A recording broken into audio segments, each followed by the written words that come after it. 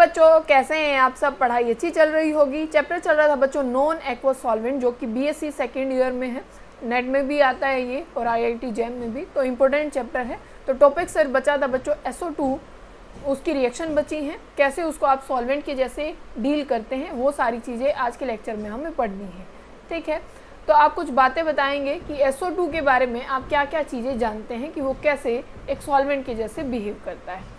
पहली बात तो बच्चों देखो, SO2 को अगर आप देखें तो इसके पास कोई भी प्रोटॉन नहीं है, तो नॉन प्रोटिक सॉल्वेंट, ए प्रोटिक सॉल्वेंट आप इसको बोल सकते हैं कि नहीं बोल सकते हैं।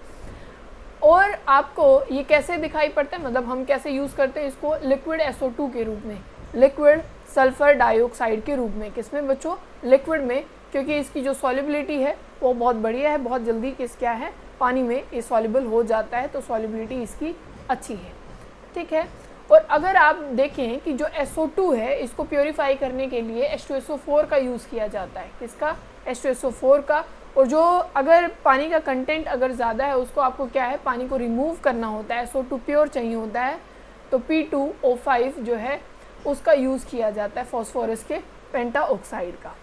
ठीक है बच्चों, और अगर SO2 को आप देखें तो इसको ऑर्गेनिक सॉल्वेंट हम बोलेंगे, क्योंकि इसका जो डाइलेक्ट्रिक कांस्टेंट है वो 0 डिग्री सेल्सियस पे देखें तो 15 के अबाउट होता है। ठीक है, क्या इसका डाइलेक्ट्रिक कांस्टेंट, तो डाइलेक्ट्रिक कांस्टेंट कम होने के कारण आप बोल सकते हैं कि ये अपने अंदर किसको सॉल्युबल कर सकता है, जो कोवेलेंट जिनमें बॉन्ड होगा। कौन सा बॉन्ड होगा बच्चों? जिनमें कोवेलेंट बॉन्ड होगा वो बहुत अच्छे से इसमें क्या हो जाएंगे, सॉल्युबल हो जाएंगे। किसके अंदर? SO2 के अंदर। और क्या खास बात है इसमें बच्चों, जो इसकी टेम्परेचर रेंज है वो होती है 10 degree Celsius to -75 degree Celsius. ठीक है, -75 डिग्री सेल्सियस, मतलब कि लो टेम्परेचर रेंज पे ये काम करता है। आप हाई टेम्परेचर रेंज पे नहीं कर सकते, क्योंकि माइनस पे ही ये इतनी रेंज में स्टेबल रहता है। ज़्यादा टेम्परेचर लेंगे तो ये स्टेबल नहीं होगा। और इसकी खास बात ये है कि अगर आप इसको जो कंपाउंड बना रहे हैं, मतलब रिएक्शन कर रहे हैं, उसमें से इसको रिमूव करना बहुत आसान है। तो हमें सॉल्वेंट में यही सारी चीज़ें चाहिए होती हैं। ठीक है, जो हम SO2 की स्ट्रक्चर के बारे में पढ़ेंगे कि जो SO2 है उसकी स्ट्रक्चर कैसी दिखाई देती है। तो अब देखो, सल्फ़र है और उसके साथ में क्या होने चाहिए बच्चों? ऑक्सीजन होने चाहिए। तो ऑक्सीजन और एक बनाता है बच्चों ये डेटिव बॉन्ड, जिसको आप कोऑर्डिनेट बॉन्ड भी बोलते हैं। क्या बोलते हैं? कोऑर्डिनेट बॉन्ड बोलते हैं। और होता क्या है कि ये डबल बॉन्ड आपको ज़रूरी नहीं है कि भाई इस साइड वाला जो ऑक्सीजन है वो आपको कैसे दिखाई देगा इसमें डेटिव बॉन्ड में। तो आप कैसे दिखाते हैं? रेजोनेंस में, कि ऐसे डॉट में कि ये जो डबल बॉन्ड है उसमें रेजोनेंस चल रही है, कभी वो इस साइड आपको दिखाई देगा, कभी वो इस साइड आपको दिखाई देने वाला है। ठीक है, इसकी जो बॉन्ड लेंथ आपको दिखाई देगी बच्चों, ये जो दोनों बॉन्ड बने हैं इसकी है 1.43 एंगस्ट्रॉम आपको दिखाई पड़ेगी। और अगर आप इस बॉन्ड एंगल की बात करें, जो एंगल आपको दिखाई पड़ रहा है ये कितना है? 119। कितना है बच्चों? 119। ठीक है, तो लगभग आप देखें तो ये किसके आसपास का है? जैसे आप ट्रेंगुलर प्लेनर में पढ़ते हैं, किस में पढ़ते हैं? ट्रेंगुलर प्लेनर में, तो वहाँ आपको जो एंगल दिखाई पड़ता है वो 120 का दिखाई पड़ता है। ठीक है, और यहाँ पे कितना है? 119 का है। और इस स्ट्रक्चर को आप क्या बोलते हैं बच्चों? यहाँ पे लोन पेयर भी होंगे, सल्फर के पास क्या होंगे? लोन पेयर होंगे। तो आप इस स्ट्रक्चर को कौन सी स्ट्रक्चर बोलते हैं? या तो आप इसको वी शेप बोला जाता है या बेंड शेप बोला जाता है। आप इसको क्या बोलेंगे? V shape. ठीक है, जो SO2 ने बनाई हुई है। तो ध्यान रखेंगे, एक कैसा है? डेटिव बॉन्ड बना हुआ है, और एक में क्या बनी हुई है बच्चों? Double bond. और ये जो डबल बॉन्ड है वो क्या करता रहता है? रेजोनेट करता रहता है। अब देखेंगे बच्चों सॉल्युबिलिटी जो है कंपाउंड्स की, कि अलग अलग कंपाउंड कैसे SO2 में सॉल्युबल रहते हैं, वो चीज़ हमें देखनी है। अब ध्यान से समझिएगा कि जो SO2 है बच्चों, उसमें जो हाइड्रोकार्बन है, क्या है बच्चों? जो हाइड्रोकार्बन्स हैं वो बहुत अच्छे से सॉल्युबल हो जाएंगे, क्योंकि मैंने बोला था कि कोवेलेंट में इसकी सॉल्युबिलिटी बहुत बढ़िया है। तो कोवेलेंट जो भी चीज़ें होंगी, क्या मतलब जो हाइड्रोकार्बन होंगे वो उसमें SO2 में बहुत अच्छे से सॉल्युबल हो जाते हैं। जैसे कि एल्कीन। ठीक है, एल्कीन सॉल्युबल हो जाएगी। एरोमेटिक कंपाउंड जो होंगे, मतलब जो ऑर्गेनिक कंपाउंड होंगे वो इसमें सॉल्युबल हो जाएंगे।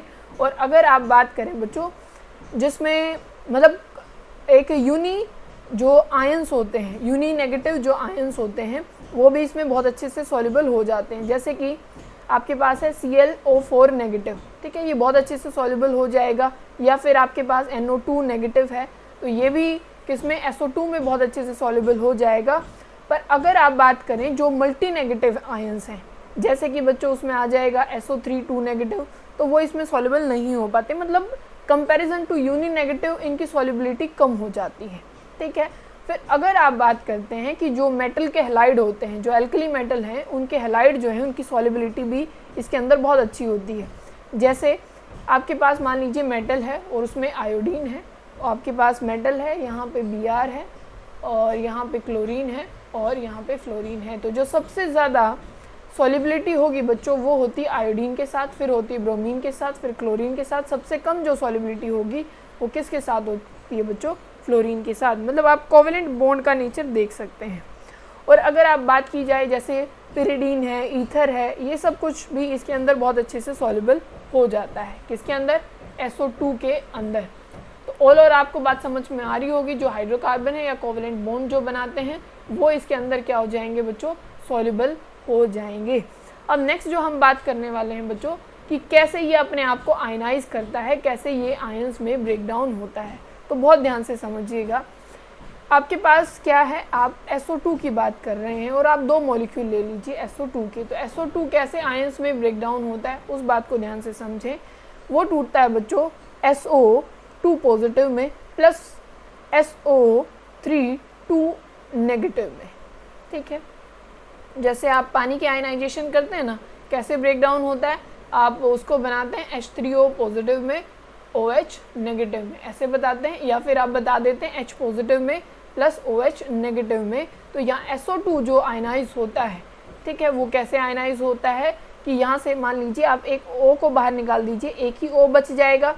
जैसे ही यहाँ से O किस फॉर्म में जाएगा बच्चों? 2 नेगेटिव में। तो वो कौन सा चार्ज छोड़ के जाएगा? 2 पॉजिटिव, क्योंकि नेगेटिव गया है तो चार्ज क्या लेफ्ट रह जाएगा बच्चों? पॉजिटिव। तो SO2 पॉजिटिव। अब इसको देखिए, पहले क्या था? SO2 था। SO2 के पास जो यहाँ से O गया था वो आप मान लीजिए इसके पास आ गया, क्या बन गया ये? SO3। और इसके ऊपर चार्ज कितना आ जाएगा बच्चों? 2 नेगेटिव। तो ये बात आपको समझ में आ गई होगी कि ये SO2 यहाँ से एक O चला गया और एक O मान लीजिए यहाँ पे आपने भेज दिया, तो ये बन गया SO3 और क्या बन गया बच्चों? 2 नेगेटिव। तो बात आपको समझ में आ गई कि जो SO2 है उसकी आयनाइजेशन कैसे होती है। और ऑटो आयनाइजेशन मतलब अपने आप किस में ब्रेक डाउन हो जाता है बच्चों? आयंस में ब्रेक डाउन हो जाता है। अब एक बात और बहुत ध्यान से समझेंगे कि जो SO2 में जो आयन आपने देखा है कि SO2 पॉजिटिव जो बना है और यहाँ पे नेगेटिव बना है, तो आपने क्या पढ़ा था? H2O में तो याद रहता ही है ना आपको, अगर H पॉजिटिव रिलीज होता है भैया जिसमें, तो उसको हम बोल देते हैं कि वो एसिड होगा, और जो कि OH नेगेटिव रिलीज करेगा तो उसको आप क्या बोल देते हैं? उसको बेस बोल देते हैं। तो यहाँ पे भी सेम चीज़ें हैं कि अगर SO2 पॉजिटिव रिलीज होता है, क्या रिलीज होता है बच्चों? SO2 positive. जो भी SO2 पॉजिटिव रिलीज करेगा वो कहलाएगा एसिड, मतलब जो कैटायन रिलीज करेगा वो एसिड कहलाएगा, और जो नेगेटिव आयन रिलीज करेगा वो कहलाएगा बेस। बोलो बात समझ में आ गई है? उसको क्या बोलेंगे? बेस बोलेंगे। तो उसी के बेसिस पे हम रिएक्शन कर रहे हैं। पहली रिएक्शन जो कौन सी है बच्चों? Acid base reaction. तो आपको मुझे बताना है कि एसिड कौन बनेगा और बेस कौन बनने वाला है। तो बहुत ध्यान से सोच समझ के बताइएगा। मान लीजिए आपके पास है बच्चों थायोनाइल क्लोराइड। क्या है? थायोनाइल क्लोराइड आपके पास है। तो आपको ये बताना है कि ये SO2 में एज अ एसिड बिहेव करने वाला है या बेस बिहेव करने वाला है। तो ध्यान से देखिए, ये क्या रिलीज करेगा बच्चों? ये रिलीज करेगा SO2, क्या करेगा? 2 पॉजिटिव। तो बोलो इसने कैटायन रिलीज किया है, तो अगर इसने कैटायन रिलीज किया है तो ये SO2 में किसके जैसे बिहेव करने वाला है? As a acid. बोलो बात समझ में आ गई? ठीक है, एक एग्जांपल और देखिए और मुझे बताइएगा इसमें ये जो भी हम लेने वाले हैं कंपाउंड वो एसिड होगा या वो बेस होगा। आपके पास है सीजियम का सल्फाइड है। क्या है बच्चों? सीजियम का सल्फाइड ले रहे हैं। तो आपको ये बताना है कि ये SO2 में एज अ एसिड बिहेव करने वाला है या बेस। अब ध्यान से देखो, ये कैसा आयन रिलीज करेगा? ये करेगा SO3 2 नेगेटिव। और नेगेटिव आयन अगर आएगा तो ये SO2 में किसके जैसे बिहेव करने वाला है? बताइए मुझे। ये बिहेव करेगा एज अ बेस, क्योंकि इसने जो सॉल्वेंट है उसका एनायन रिलीज किया है। बोलो बात समझ में आ गई है सबको? बहुत अच्छे। अब नेक्स्ट रिएक्शन कर रहे हैं जिसको बोलते हैं सोल्वोलिटिक रिएक्शन। कौन सी रिएक्शन है? सोल्वोलिटिक रिएक्शन। जैसे आपने पढ़ी है सोल्वोलिसिस, आपने पढ़ी है ना, जैसे हाइड्रोलिसिस जिसको हम बोलते हैं। सोल्वो मतलब जो सॉल्वेंट होगा, और वो लिटिक मतलब कि वो ब्रेक डाउन कर रहा है, सोल्वोलिसिस जिसको बोला जाएगा। बोलो बात समझ में आई है कि नहीं। अब देखिए, अगर एक एग्जांपल लिख रहे हैं उसमें आप देख के बताइएगा कि यहाँ पे क्या होने वाला है। ये यहाँ पे CH3 है, ये CO है, और यहाँ पे ONH4, और ये रिएक्शन हो रही है बच्चों SO2 की प्रेजेंस में। ठीक है, तो आपको ये बताना है कि यहाँ पे क्या कंपाउंड बनने वाला है, क्योंकि मैंने क्या बोला, सोल्वोलिसिस होने वाली है, तो कैसे SO2 इस रिएक्शन को परफॉर्म करने वाला है। तो SO2 आपको ये पता है कि भाई ये 2 आयंस में बनता है, SO2 पॉजिटिव में और SO3 2 नेगेटिव में, ऐसे ही बनता है। तो अब देखो, ये तो बनेगा नेगेटिव, क्योंकि ऐसे एस्टर बनता है ना, ऐसे एस्टर बनता है कि नहीं बनता। जैसे पहले जो O के साथ लगता है उसका नाम लिखते हैं आप, ये क्या है, अमोनियम, और ये क्या है बच्चों, ये है एसीटेट। ठीक है, तो यहाँ से NH4 पॉजिटिव निकलेगा। पॉजिटिव किसके साथ रिएक्ट करने वाला बच्चों, इस नेगेटिव के साथ।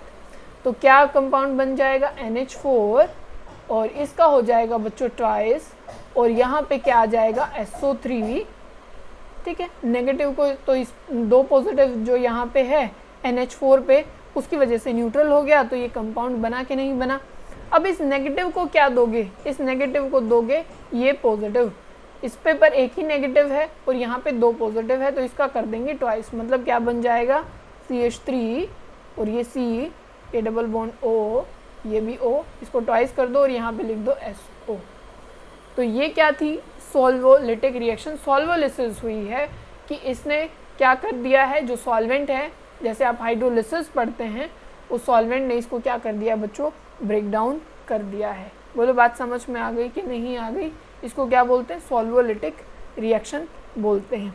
ये रिएक्शन आपने और कहीं भी पढ़ी है, ये बहुत कॉमन आपने रिएक्शन पढ़ी। कहाँ पे पढ़ी थी आप, ये रिएक्शन अल्कोहल वाले चैप्टर में करते थे कभी, कि PCl5 प्लस में SO2 करते थे कि नहीं करते थे। तो वहाँ पे क्या बना लेते थे कि यहाँ बन जाएगा भाई POCl3 बनता था, और प्लस में क्या निकाल देते थे, SOCl2। तो ये भी किस में आता है, सोल्वोलिसिस में, जो सोल्वोलिटिक रिएक्शन होती है कि जो सॉल्वेंट है उसने सामने वाले कंपाउंड को क्या कर दिया है, ब्रेक डाउन कर दिया है। तो बोलो आपको बात समझ में आई कि नहीं आई। अब बात करते हैं नेक्स्ट रिएक्शन जो है प्रेसिपिटेशन रिएक्शन। कौन सी रिएक्शन है, प्रेसिपिटेशन रिएक्शन। PPT कैसे बनने वाले हैं। अब देखो, प्रेसिपिटेट कब बनते हैं किसी भी चीज़ के, अब SO2 में आप किसी चीज़ को डालो और वो सॉल्युबल हो जाएगी, तो वो तो प्रेसिपिटेट नहीं बनाने वाले, क्योंकि वो तो उसमें सॉल्युबल हो गई। पर SO2 में आपने कुछ डाला पर वो सॉल्युबल नहीं हुआ, तो वो क्या बना के बैठ जाएगा, प्रेसिपिटेट बना के बैठ जाएगा। तो इसका मतलब अगर SO2 में जो चीज़ सॉल्युबल नहीं होगी वो क्या बना लेगी बच्चों, प्रेसिपिटेट बना लेगी। बोलो ठीक है। अब एक रिएक्शन लिखते हैं, आपके पास है एल्यूमिनियम का क्लोराइड और प्लस में आपके पास है NaI, ठीक है, सोडियम आयोडाइड, और ये रिएक्शन आप कर रहे हैं बच्चों SO2 की प्रेजेंस में, ठीक है। तो यहाँ पे Na जो Cl क्या बनेगा, NaCl बनने वाला है, और प्लस में क्या बन जाएगा बच्चों, एल्यूमिनियम का आयोडाइड Al3। अब मैंने बताया था कि अगर एक तो आपके पास क्या हो, क्लोराइड हो, वैसे भी जो कोवेलेंट कंपाउंड होंगे, जो एल्यूमिनियम होगा वो कोवेलेंट कंपाउंड बनाने वाला है, तो ये तो क्या हो जाएगा, इसमें सॉल्युबल हो जाएगा SO2 में, तो ये तो प्रेसिपिटेट बनाने नहीं वाला, तो कौन बनाएगा, NaCl क्या बना लेगा, प्रेसिपिटेट बना लेगा। पर यहीं पे NaI होता है ना बच्चों, तो ये तो सॉल्युबल होता है, जैसे मैंने बताया था कि एल्कली मेटल के जो आयोडाइड होंगे वो सॉल्युबल होंगे, पर ये तो क्या है, क्लोराइड है जिसकी सॉल्युबिलिटी बहुत कम होती है, ठीक है। और कोवेलेंट ये कंपाउंड बना तो ये तो सॉल्युबल होगा, और ये क्या बना लेगा, प्रेसिपिटेट बना लेगा। बोलो बात समझ में आई कि नहीं आई आपको, बहुत अच्छे। अब देखिए एक और है क्वेश्चन, तो उसमें है बच्चों KI, ठीक है, इसी में है, प्लस में आप ले रहे हैं यहाँ पे थायोनाइल क्लोराइड, इसकी रिएक्शन आपको बतानी है, यहाँ पे क्या बनने वाला है। आपको पता होगा KCl बन जाएगा, क्या बन जाएगा, KCl, और प्लस में SOI2, S क्लोरीन की जगह पे क्या आ जाएगा, आयोडीन आ जाएगा, बस इतना ही है। अब किसकी सॉल्युबिलिटी नहीं होगी, KCl की नहीं होगी, तो ये क्या बना लेगा, प्रेसिपिटेट बना लेगा। बोलो बात समझ में आ गई? ठीक है। अब नेक्स्ट जो रिएक्शन है जिसमें मतलब कैटेगरी बनाई गई है कि वो कौन सी रिएक्शन है, ऑर्गेनिक रिएक्शंस हैं। कौन सी है? Organic reaction. बहुत ध्यान से समझिएगा। अब आपको ये पता है ना कि ये चीज़ों को, जो ऑर्गेनिक चीज़ें हैं उनको अपने अंदर सॉल्युबल कर लेगा, तो उसी के बेसिस पे यहाँ पे हमें रिएक्शन करनी है। आपने एक रिएक्शन पढ़ते थे आप कि अगर आप क्या कर रहे हैं, किसी चीज़ की ब्रोमिनेशन कर रहे हैं, मान लीजिए फिनॉल है और आप इसकी ब्रोमिनेशन कर रहे हैं in the presence of water, किसमें? वाटर में। तो होता क्या था बच्चों कि सारी जगह पे ब्रोमीन लग जाता था, ट्राई ब्रोमिनेशन हो जाती थी, ठीक है, मल्टी हेलोजिनेशन ऐसे हो जाता था। पर हम क्या चाहते थे कि भाई एक ही पोजीशन पे ब्रोमीन लगे, सारी जगह पे ना लगे। हमें तो एक क्या चाहिए, मोनो सब्स्टिट्यूटेड प्रोडक्ट चाहिए। तो हम क्या करते थे, आप कोई ऑर्गेनिक सॉल्वेंट ले लेते थे, जैसे कि उसमें CH2 ले लेते थे, तो आप इसकी जगह पे SO2 भी ले सकते हैं, मतलब ये यहाँ पे भी काम आ सकता है। तो वहाँ पे क्या हो जाएगा, फिर अगर आपने SO2 लिया तो सिर्फ एक ही जगह पे आके क्या लग जाएगा, हेलोजन लग जाएगा। तो बोलो आपको बात समझ में आई कि नहीं आई? या फिर जो एल्कीन्स हैं उनमें अगर आप हेलोजिनेशन कराना चाहते हैं, ठीक है, और कौन से एरोमेटिक की तो और भी अच्छी सॉल्युबिलिटी होती है। ये CH2 है, डबल बॉन्ड है CH2, और ये आप SO2 की प्रेजेंस में कर रहे हैं, क्या कर रहे हैं, ब्रोमिनेशन। तो दोनों जगह क्या ऐड हो जाएगा बच्चों, यहाँ भी ब्रोमीन ऐड हो जाएगी और यहाँ भी ब्रोमीन ऐड हो जाएगी। डबल बॉन्ड किस में कन्वर्ट हो जाएगा, सिंगल बॉन्ड में कन्वर्ट हो जाएगा। तो बोलो आपको बात समझ में आ गई है? तो ये कौन सी रिएक्शन थी, ये थी बच्चों जो ऑर्गेनिक रिएक्शन इसमें होती है। अब इसका आपके हिसाब से इसके जो मतलब एडवांटेजेस क्या हैं कि SO2 को आप एज ए सॉल्वेंट यूज़ करें, तो आप क्या इसके फ़ायदे बताएंगे? एक तो बच्चों इसका लो मेल्टिंग और बॉइलिंग पॉइंट होता है, जिसकी वजह से हम इसको जो कंपाउंड हमारा बना है, जो सॉल्यूशन हमारा बना है, उसमें से जल्दी से एवोपरेट इसको करा सकते हैं। एक ख़ास बात इसकी क्या है कि जो SO2 है वो एक इनर्ट सॉल्वेंट है। कैसा सॉल्वेंट है बच्चों? इनर्ट सॉल्वेंट है। और जो भी कोवेलेंट जिनमें बॉन्ड होता है वो बहुत अच्छे से इसमें क्या हो जाते हैं बच्चों, सॉल्युबल हो जाते हैं।